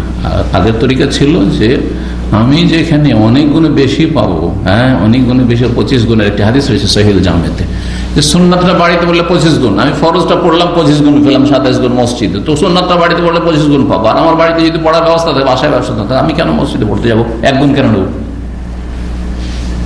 বুঝতে পারছেন? কিন্তু এই বাহানা তো আবার ভুলে যান না, কারণ অনেকেই আবার মসজিদে পড়লো না আর বাসায় গিয়ে পড়লো না, ও ভুলে গেল। কারণ ফেতনা তো আছে, এই যে মোবাইল ফেতনা। সালাম ফেরার পরে টিপাটিপি শুরু করে দিয়েছে মুসাল্লা, তার সময় জিকির আজকারি বলিস। আল্লাহু আকবার। অনেক লোককে দেখে অবাক লাগে, দাড়িওয়ালা মানুষ, নামাজি মানুষ, আর সালাম ফেরার পরে আস্তাগফিরুল্লাহ আস্তাগফিরুল্লাহ আস্তাগফিরুল্লাহ বেশি করলো, জিকির আজকার শুরু করবে। আরে সাথে সাথে ওর টেনশন লাগা আছে যে দেখতে হবে যে কি এলো মেসেজ টেসেজ, দেখি কার কি কল এলো আর মেসেজ এলো, ও তখনই দেখতে হবে ওকে। তাহলে 10-20 বছর আগে যখন মোবাইল ছিল তখন কি করে আমরা চলছিল? 10টা মিনিট 5টা মিনিট ধৈর্য ধারণ করছেন না, মসজিদে শুরু করে দিচ্ছেন আপনি, কি কোন খুশুর সালাত হইল? আনাস বিন মালিক রাদিয়াল্লাহু তাআলা থেকে বর্ণিত এই হাদিস, অধিকাংশ হাদিসগুলো ইস্তেনজার হাদিস, পেশাব পায়খানার। কে বয়ান করেছে? দেখেন পরপর 3টা হাদিস কিন্তু এখনই আসলো। কারণ আনাস খাদেম চেয়ে বেশি কে জানবে এই বিষয়গুলি?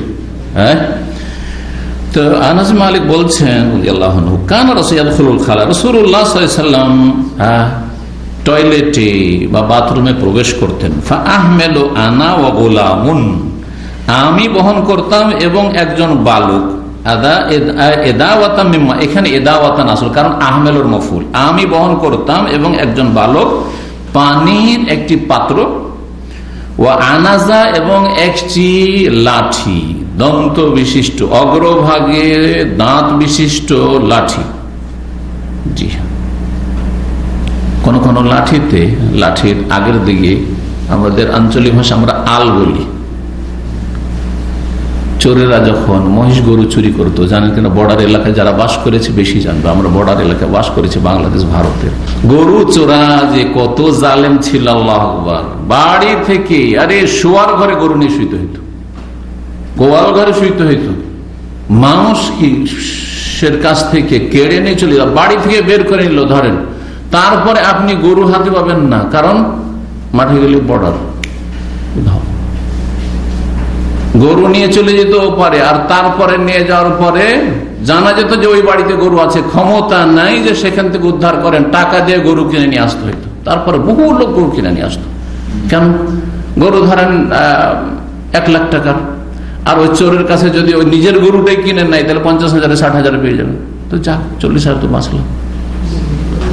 এইগুলো দেখে মানুষ হয়েছে ছোটকালে মামাদের বাড়িতে, মামাদের গ্রামটা অনেক ধনী এবং গৃহস্থ গ্রাম, মহাজন গ্রাম সব ছিল, কত যে গরু তাদের চুরি হতো। কারণ এক এক বাড়িতে তখন তো গরুর যুগ ছিল, ট্রাক্টরের যুগ ছিল না চাষ করা, গরু 10 জোড়া করে গরু চুরি করে নিয়ে চলে গেছে।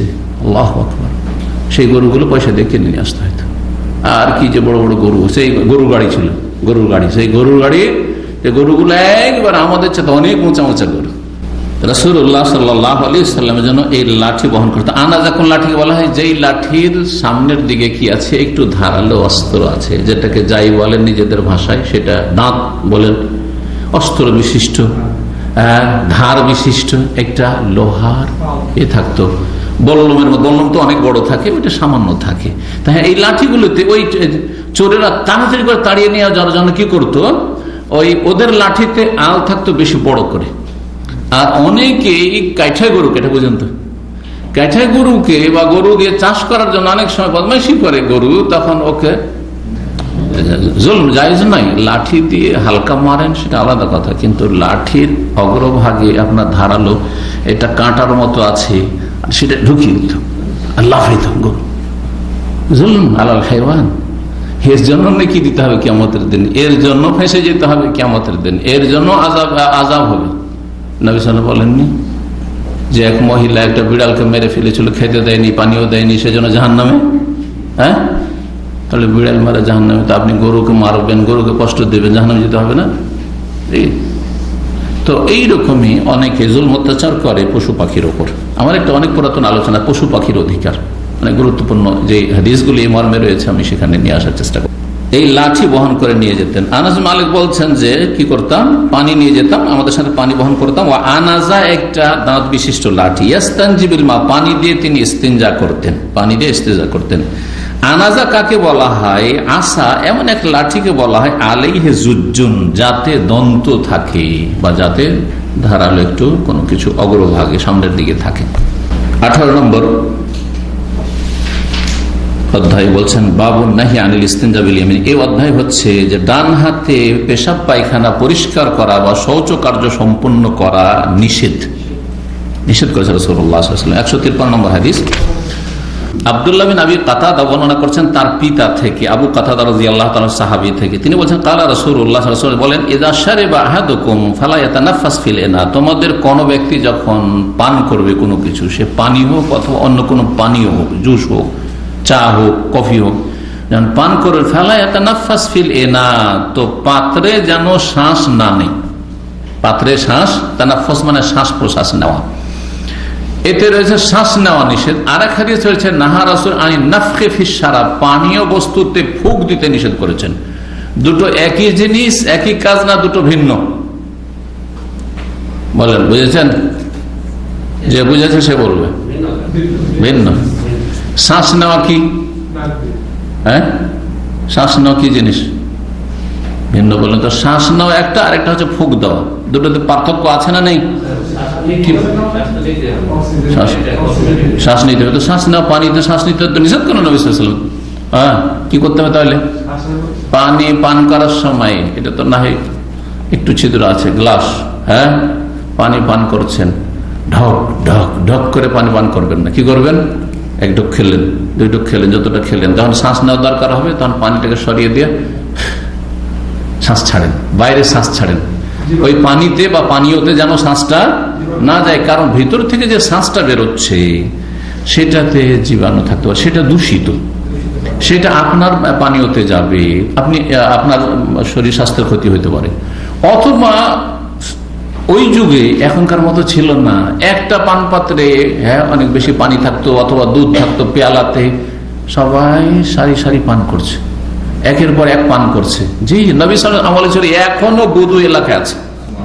আমি বদু এলাকা সফর করেছি, আল কাসিম থেকে 50 কিলোমিটার দূরে একবারে বেদুইন একবারে এলাকা, মাত্র 4 ভাই তারা বাস করে, 4 ভাইয়ের বাড়ি আছে। এক ভাই তাদের আস্কারি পুলিশ ছিল, দিনদার ধার্মিক দাড়িওয়ালা মানুষ। সে বললো এক সময় আমি আল কাসিমে থাকতাম 2 বছর, যে আপনাকে আমি বাড়ি নিয়ে যাবো আর আমার শ্বশুর বাড়ি নিয়ে যাবো। তো ওর শ্বশুর বাড়ি আল কোরাইন, আল রাস একটা জায়গা আছে কোরাইন, ওখানে নিয়ে গেল। ওরাও বধু কিন্তু একটু মানে এখন হয়েছে আর কি, 25-50টা ঘর হয়েছে। টেলিফোন সেই যুগ কিছু ছিল, ল্যান্ড টেলিফোনও ছিল না সেই এলাকাতে, বধু এলাকাগুলোতে। কিন্তু এখন শহর হতে যায়, এখন তো ওগুলো শহর হয়ে গেছে। ওখানে গিয়ে রাত থাকলাম, সাহারি করলাম, তো সাহারির ওদের নিয়ম কানুনটা জানলাম, ওটা হইল। আর ইফতারি করলাম এক জায়গায়, ওখানে সেখানে কিছু বাংলাভাষী ছিল, সেখানে কিছু দর্শক দিলাম, তারপর শহর করলাম। সকালবেলা নিয়ে গেল ওদের একেবারে 50 কিলোমিটার দূর, কোনো রাস্তা নেই, রোড নেই, কিছু এই হটর মটর করছে, তার পিক আপ আর ওইভাবে নিয়ে গেল। এমনি রাস্তা আছে আর কি, মানে গাড়ি চলছে, কিন্তু কোনো পাকা রাস্তা নয়, মানে বালিতে মাটিতে যে রাস্তা থাকে উঁচা নিচা।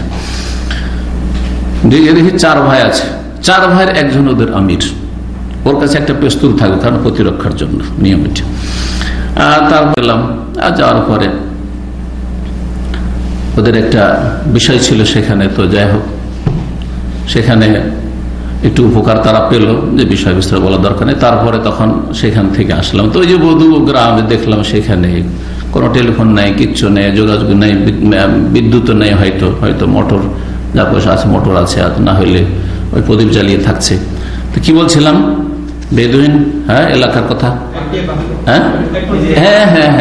তো ওই এলাকায় আল কুরাইনিও দেখলাম, যেটা একটু শহরের মতো হয়ে গেছে বেদুইন থেকে। তাদের মধ্যে মাগরিবের সালাত পড়তে গেছি, তো প্রথম কাতারে বসে আছি, তো পানি দিচ্ছে তো আপনার স্টিলের বড় বাটিতে, আর এইরকম হয়েছে যে দুধ দিচ্ছে, তো পানি দিচ্ছে। সেদিন পানি ছিল, পানি একদিক দিয়ে দেওয়া শুরু করেছে, একে একে সব পানি খেয়েছে।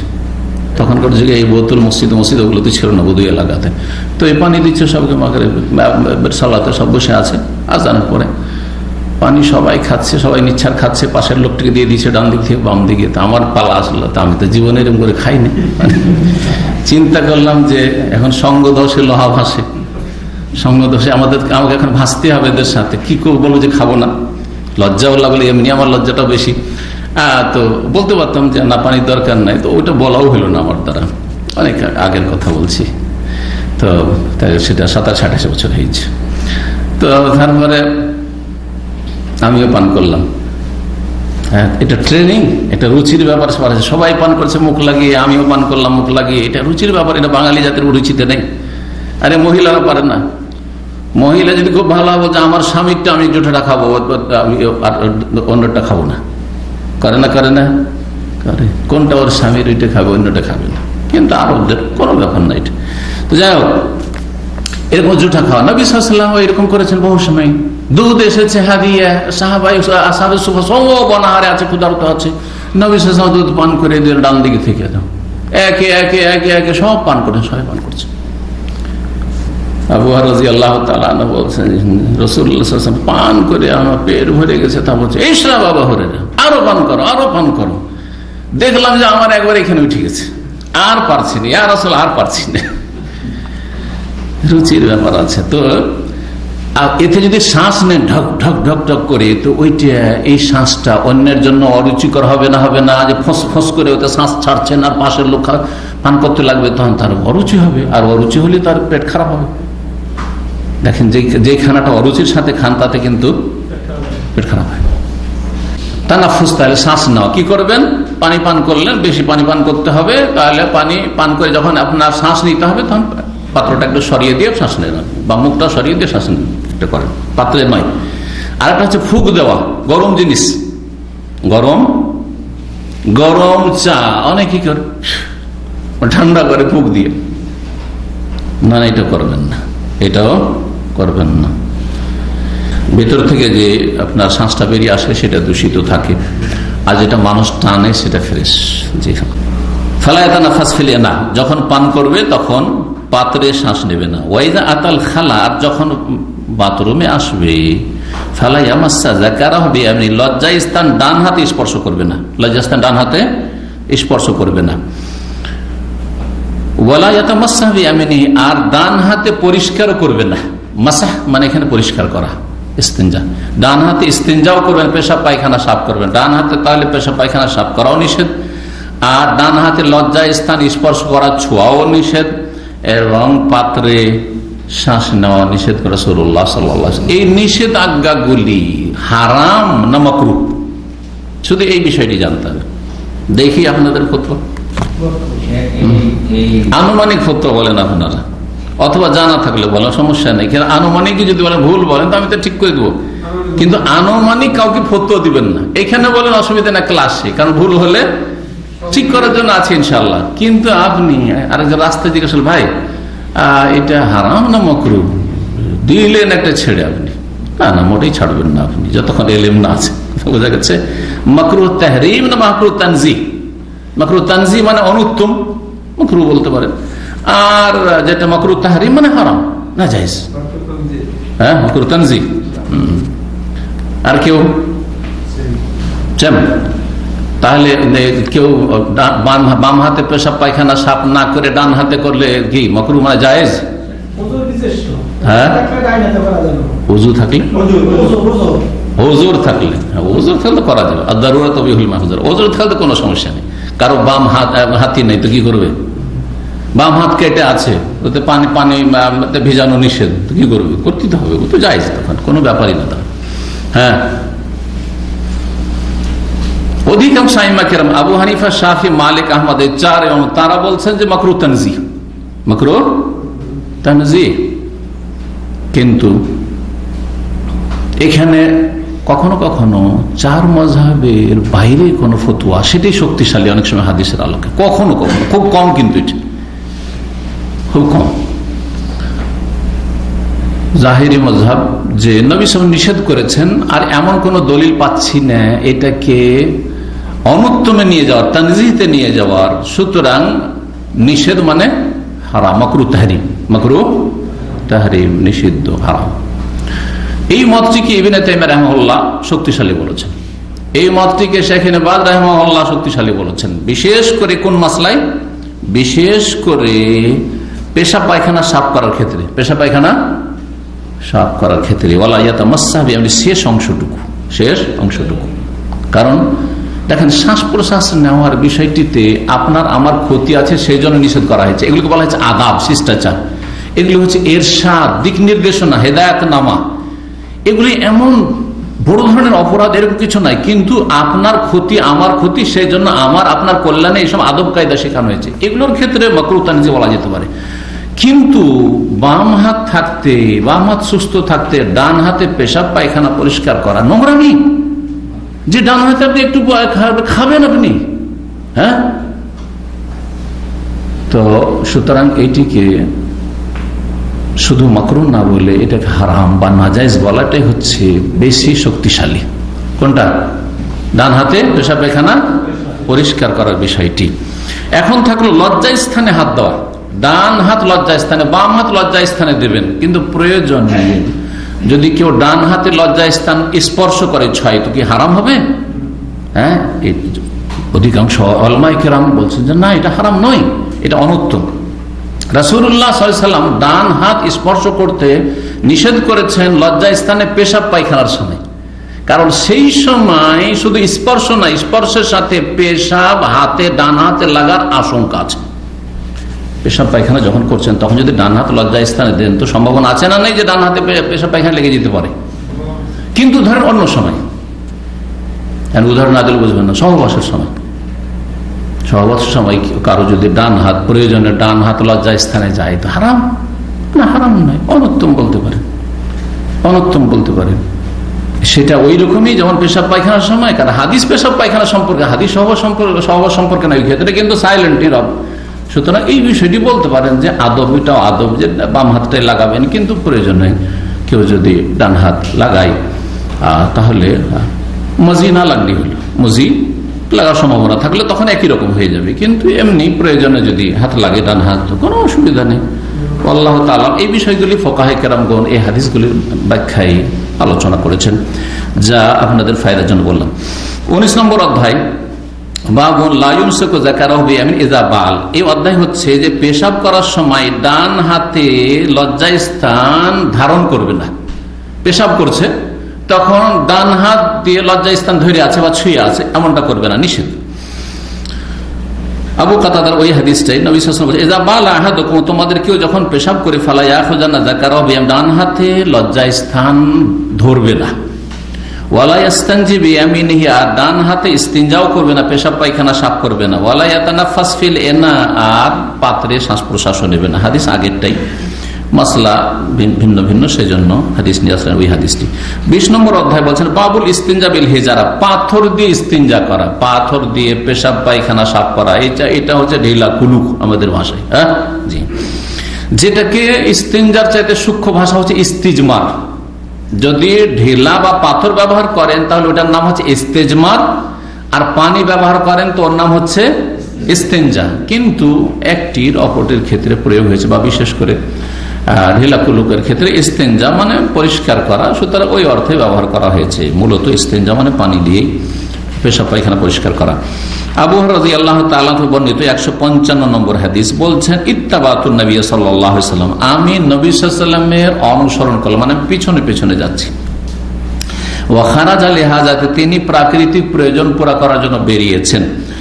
ফাকানা লা ইয়ালতাফিতু, তিনি দেখছেন না এদিক ওদিক, মানে তাড়াতাড়ি যাচ্ছেন অথবা এদিক সেদিক দেখছেন না। মানুষের যখন প্রয়োজন থাকে তখন এদিক সেদিক দেখার সময় কোথায়, যাচ্ছেন আপনি টয়লেটে সোজা যাচ্ছেন। ফাদানাউতু মিনহু, আমি তার কাছাকাছি গেলাম। যদি লজ্জা স্থানে নজর পড়ার আশঙ্কা না থাকে তাহলে যেই ব্যক্তি পেশাব পায়খানা করছে তার কাছাকাছি যাওয়া জায়েজ। কিন্তু যদি লজ্জা স্থানে নজর পড়ার আশঙ্কা থাকে বা সম্ভাবনা থাকে তাহলে কাছে যাবেন না, দূরে থাকবেন। বুঝতে পারছেন? তাহলে এখন খোলা জায়গাতে কাছে গেলেই নজর চলে আসবে আর আপনি কাছে চলে যাচ্ছেন, এটা না জায়েজ। কারণ লজ্জা স্থানে দৃষ্টি দেওয়া বা লজ্জা স্থানের দিকে তাকানো হারাম, জায়েজ নয়।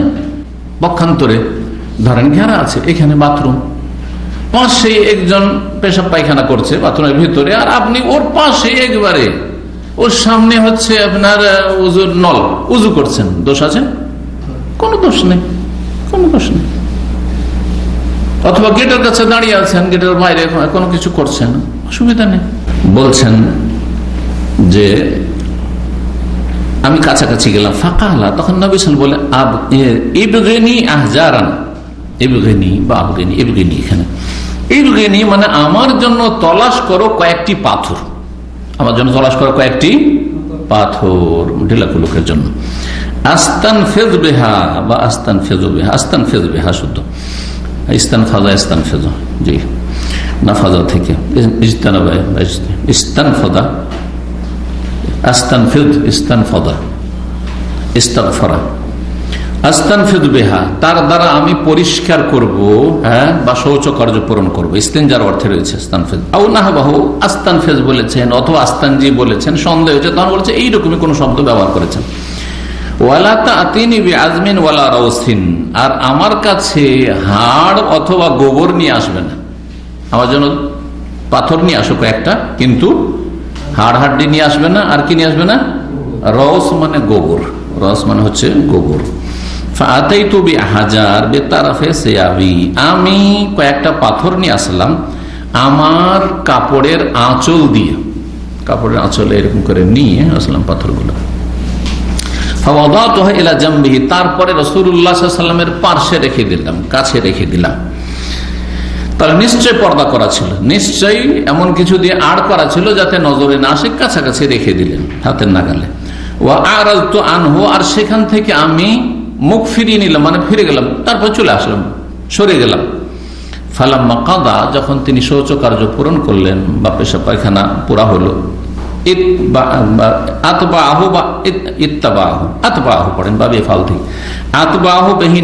তারপরে সেই পাথরগুলি ব্যবহার করলেন। আতবা মানে কোনো কিছু পিছনে লাগানো, পিছনে লাগানো এখানে মানে ব্যবহার করা, সেগুলি কি করলেন?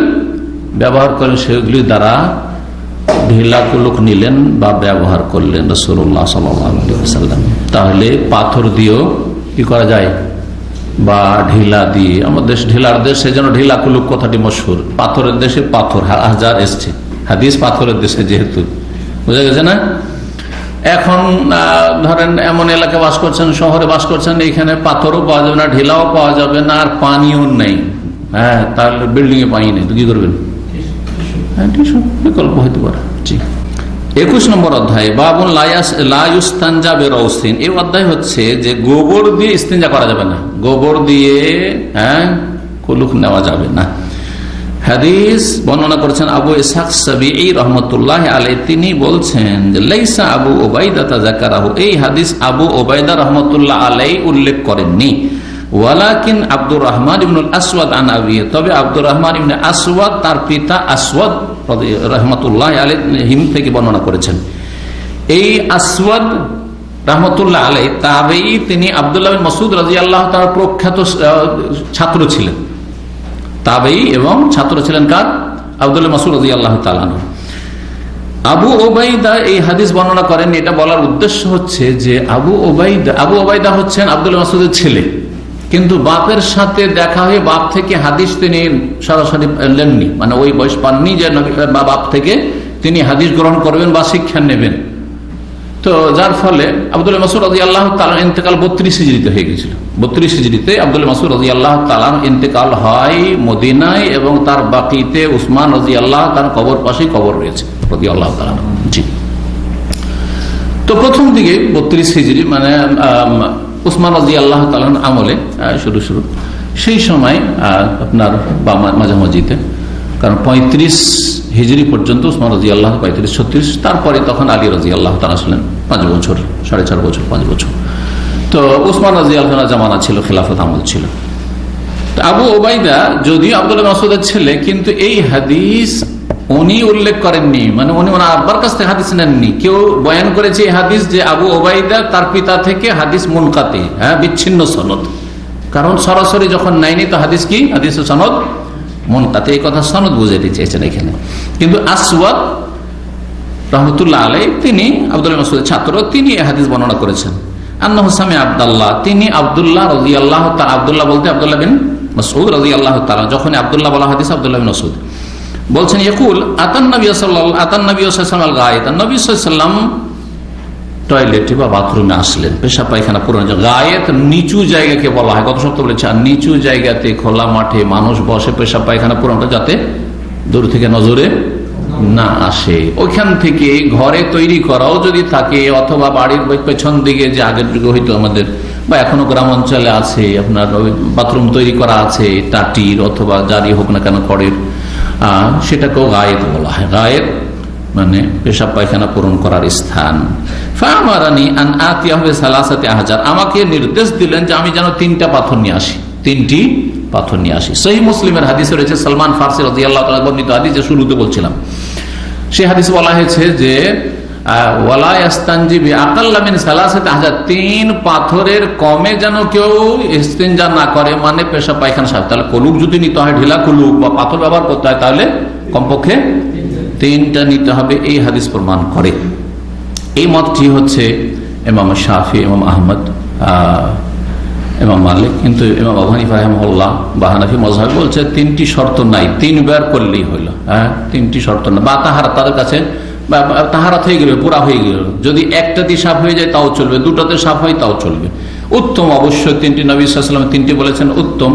যদি 3টি না হয়, অনেক সময় কিন্তু ধরেন বড় পাথর আছে, বড় ঢিলা আছে, তার 3 দিক বা 2 দিক ব্যবহার করলেন, যে দুটো হইলো, তো কোনো অসুবিধা নেই। এক কথায় উদ্দেশ্য হচ্ছে আল ইনকা, পরিষ্কার পরিচ্ছন্নতা, পরিষ্কার হইতে হবে।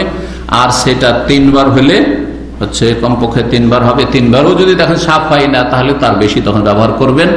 বেজোড় করলে, অন্য একটা হাদিস আসবে সামনে সপ্তাহে, মানে ওমান ইস্তাজমারা ফালিউতির, ফালিউতির, বেজোড় যেন করে, তাহলে 3 বার, 5 বার, 7 বার, এটা হচ্ছে উত্তম। কিন্তু কেউ যদি জোড়া করে সেটাও জায়েজ রয়েছে। তো অধিকাংশ আইম্মা কেরামদের নিকটে 3 বার করতেই হবে। আর হানাফি মাযহাবে পরিষ্কার হয়ে গেলে হইলো, সেটা 2 বারও হইতে পারে, বা একবারে সাধারণত হয় না সাপ। তো 3টা পাথর নিয়ে আসতে বলে, ফাওয়াজাতু হাজারাইনে, 2টো পাথর পেলাম, ওয়ালতামাস্তু সালিস ফালাম আজিদ, 3য় তলাশ করলাম কিন্তু 3য় পাথর পেলাম না। মক্কা মদিনায় পাথরের দেশ, মানে শক্ত পাথর, পাথর আলাদা ছোটা পাথর পাওয়াটা খুব জটিল বিষয়, পেলেন না। ফাআখাযতু রাওসাতান, তখন একটা গোবরের টুকরো পেলাম। রাওসা গোবরের টুকরো, শুকনো গোবর, কাঁচা গোবর তো নেওয়া যাবে না, শুকনো গোবর, যেগুলো আমাদের দেশে গোবর আপনার শুকিয়ে শুকিয়ে জ্বালানি বানায় দেশে, কিন্তু গ্রাম অঞ্চল করে না। জি হ্যাঁ, ফাতাই তো সেটা নিয়ে আসলাম, ফাতাই তো বেহা নবী সাল্লাল্লাহু আলাইহি ওয়াসাল্লাম নিয়ে আসলাম সেটা। ফাআখাযাল হাজারাইনে, পাথর 2টো নিলেন, ওয়ালকার রাউসাতা, আর গোবরের টুকরোটিকে ফেলে দিলেন, বুঝছেন না, চলবে না। ওয়াকালা, বললেন, হাযা রিকসুন, এটি নাপাক, এটি নাপাক। জি, এই যে নাপাক বলে দিলেন, এইটা একটা শক্ত দলিল কাদের, যারা বলছে যে মাকুলুল্লাহম, যেসব পশুর গোস্ত, পশু পাখি যেগুলোর গোস্ত খাওয়া হালাল, সেগুলির গোবর বা নেদি কি নাপাক। কারণ হাদিস আসলো হাযা রিকসুন, হাদিস বুখারীর, এটা নাপাক। রিকসুন মানে রিজসুন, রিকসুন মানে রিজসুন, অন্য riwayat রয়েছে রিজসুন, বুখারীতে রয়েছে রিকসুন, নাজাস। দলিল বাহ্যিক খুব শক্ত, তাই না? দলিল শক্ত না, একদম শক্ত দলিল। কিন্তু একটি হাদিস আরেকটি হাদিসের ব্যাখ্যা করে। ইবনে খুজাইমাহ, সহিহ ইবনে খুজাইমাহ হাদিস রয়েছে, সেখানে রয়েছে ওয়া রাউসাতু হিমার, সেটা গাধার গোবর ছিল। কিসের গোবর ছিল? গাধার গোবর। আর গাধা খাওয়া হারাম, সুতরাং গাধার গোবর হচ্ছে না পাক। গাধার গোবর নাপাক। বোঝা গেছে? একটি হাদিস আরেকটি হাদিস ব্যাখ্যা করে। সুতরাং এই হাদিস কি যে হানাফি মাযহাবে দলিল পেশ করা হয়েছে যে আপনি গরুর গোস্ত খাচ্ছেন, ওটের গোস্ত খাচ্ছেন, বকরি খাচ্ছেন, কিন্তু বকরির নেদি, গরুর গোবর আর ওটের গোবর এগুলি হচ্ছে নাপাক, এগুলি তাদের কাছে কি নাপাক। কিন্তু তারা নাপাককে দুই ভাগে ভাগছে, নাজাসাতে গালিজা, নাজাসাতে খাফিফা। বলছে নাজাসাতে গালিজা হচ্ছে আপনার হিংস্র পশু অথবা যেগুলি খাওয়া যাবে না সেগুলির পায়খানা বা মানুষের পায়খানা, নাজাসাতে গালিজা মানুষের পায়খানা পেশাব। কিন্তু গরুর আর আপনার এসব যে গবাদি পশু যেগুলো রয়েছে সেগুলির হচ্ছে নাজাসাতে খাফিফা তাদের কাছে, তাদের ভাষায়। অধিকাংশ উলামায়ে কেরামরা বলছেন যে না, যেই পশু বা যেই পাখির গোস্ত খাওয়া হালাল তার পেশাব এবং পায়খানা হচ্ছে পাক। দলিল বেশ কিছু রয়েছে যা আসবে আপন জায়গায় সহিহ বুখারীতে ইনশাআল্লাহ কিছুদিনের মধ্যে। তার একটি দলিল নবী সাল্লাল্লাহু আলাইহি ওয়াসাল্লাম প্রথম দিকে এসে বকরি বাঁধার জায়গায়, বকরির খোয়াড় বলে না কি বলে, বকরির বাঁধার জায়গাতে বকরির বাথান অথবা খোয়াড়, এখানে সালাত আদায় করত। তারপরে এটা তো আমল। রাসূলুল্লাহ সাল্লাল্লাহু আলাইহি ওয়াসাল্লামকে জিজ্ঞাসা করা হয় ওসাল্লি ফি মারাবিজিল গানাম, বকরি বাঁধার জায়গাতে, ছাগল বাঁধার জায়গাতে সালাত পড়তে পারো? বলে সাল্লি ফি মারাবিজিল গানাম, বকরির বাথানে সালাত পড়ো। ওখানে কত পেশাব করছে বকরি ছাগলে আর কত নেদি পড়ে আছে, সালাত পড়তে বললেন এবং পড়লেন নবী সাল্লাল্লাহু আলাইহি ওয়াসাল্লাম সাহাবায়ে কেরামদেরকে নিয়ে প্রথম। যখন জিজ্ঞাসা করা হইলো ওসাল্লি ফি মারাবিজিল এবেলে, উট বাঁধার জায়গায় উটের বাথানে সালাত পড়বো, তো বলছে লা, পড়বে না। কেন? নাপাক সেই উটে আর বকরিতে কোনো পার্থক্য নাই, উট আর দুম্বা ভেড়া ভেড়িতে কোনো পার্থক্য নাই, মানে পাক নাপাকের ক্ষেত্রে পার্থক্য নেই। যদি উটের গোবর যদি নাপাক, উটের পেশাব নাপাক হয়, তাহলে বকরি ছাগলেরও পেশাব আর গোবর একই হুকুম। এই জন্য বলেননি, তার কিসের জন্য বলেছেন? ভয় আছে মুসল্লির, জানের আশঙ্কা আছে, ক্ষয়ক্ষতি হওয়ার আশঙ্কা আছে, তারপরে ওয়াসওয়াসা লেগে থাকবে, ভয় লেগে থাকবে, খুশু হবে না। বকরি যদি আপনার শেষ দিয়ে গেছেন আর বকরি চড়েও নেয়, কিচ্ছু হবে না আপনার, ঠিক না? বকরি যদি আপনার চেপেও যায় কিছু হবে না। কিন্তু একটা উটের একটা বদমাইশি আছে, আপনারা জানেন কিনা? উট দেশি পশু, উটকে যদি কেউ মেরে থাকে, ওকে 10 বছর 20 বছরও ফলো করবে বেঁচে থাকলে, দিয়ে আমাকে মেরেছে, কে দেখবো কোনোদিন পেলি, এলেই সুযোগের সন্ধানী থাকে। আর উটের একটা বদভ্যাস, উটের পিঠের থেকে যদি কেউ পড়ে যায়, এবং বিদায় হজে এরকম ঘটনা ঘটেছিল সাহাবীর। যখনই ওই সাহাবী আছাড় খেয়ে পড়ে গেল, তখন তার ঘাড়ের পা দিবে। ও কিন্তু যেখানে সেটা পা দিবে না, যাতে না বাঁচেন আপনি, ঘাড়ের পা দিবে আর এই মেরুদণ্ডটাকে একবারে ভেঙে দেবে। এই মেরুদণ্ডের হাড্ডি যদি ভেঙে দেয় তো আপনি জিন্দিগির মতো অচল, শেষ। তো আপনি সিজদায় গেছেন আর এদিকে আপনার পেরেশানি, পালপিটেশন লাগা আছে যে কি জানি এখানে তো পাশে বাঁধা আছে, যদি চড়ে নেই তো কি হবে, তো খুশু হবে না সালাতে। সেই জন্য নিষেধ করেছেন রাসূলুল্লাহ সাল্লাল্লাহু আলাইহি ওয়াসাল্লাম উটের বাথানে সালাত পড়তে, নাপাকির কারণে বলেননি। তো যাই হোক, সঠিক মত হচ্ছে যে গবাদি পশু, যেসব পশুর গোস্ত খাওয়া হালাল, সেসব পশুর পেশাব আর গোবর নেদি পাক। আর পাক হইলেই হালালের কথা না, এটাও মনে রাখেন। কিন্তু আপনারা বলতে পাক তাহলে খাও, সব পাক আমরা খাই না। মাটি পাক, মাটি খাওয়া হালাল দলিল দিতে হবে। মাটি শুধু পাক না, আমাদেরকে পাক করে দিচ্ছে। সারা জীবন যদি পানি না পান, মাটি দিয়ে তেমন করে সারা জীবন ইবাদত করে জান্নাতে চলে যেতে পারবেন না? কিন্তু মাটি খাওয়া হালাল দলিল আছে হারাম মাটি খাওয়া, কারণ যেটাতে শরীর স্বাস্থ্যের ক্ষতি করে সেটা হারাম। জি, মাটি খাওয়া উপকারী নয়। জি হ্যাঁ, তো আশা করি বিষয়টি বুঝতে পেরেছেন। এখানে আজকের আলোচনা শেষ করছি। ওয়া সাল্লাল্লাহু আলা নবিয়িনা মুহাম্মদ ওয়া আলা আলিহি ওয়া সাহবিহি আজমাইন।